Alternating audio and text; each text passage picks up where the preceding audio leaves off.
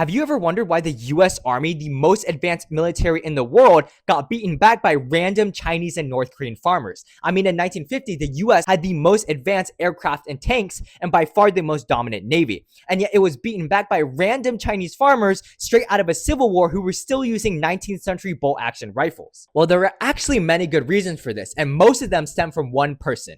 This idiot right here. Welcome to Idiots Through History. This episode, Douglas MacArthur. But first, you need some context on the Korean War. Whereas MacArthur later claimed the initial North Korean invasion had caught him completely by surprise, he was actually warned by the CIA months before. Of course, MacArthur, commander of all US troops in the Pacific, didn't give a fuck and let his troops in Japan basically goof off. But it gets even worse because when the North Koreans did attack, MacArthur initially dismissed it as a minor border dispute, wasting precious days that could have been used to deploy US troops. Even when it became clear that this wasn't a border dispute, MacArthur panicked and rushed unprepared troops to the front line piecemeal and watched them get completely wiped out. MacArthur later claimed that these sacrifices were necessary to slow the North Koreans, but in reality, his troops were deployed in such small numbers that the North Koreans simply drove past them. And when reinforcements did arrive, allowing the Allies to push the North Koreans back to the 30th parallel, President Truman explicitly ordered MacArthur to not use US or Taiwanese troops near the Chinese border to avoid provoking China. Of course, being the dickhead that he was, MacArthur refused for tactical reasons, pushing his exhausted, out-of-supply troops further north, only for Chinese forces who were fresh to absolutely shred them. Thanks for watching. Follow for more.